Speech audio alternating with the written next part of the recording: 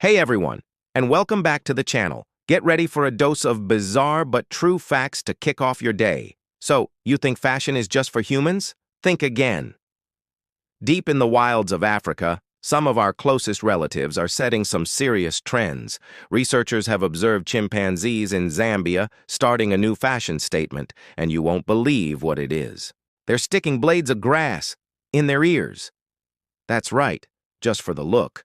One chimp started it, and soon others in the group began copying the style. They don't do anything with it, they just wear it.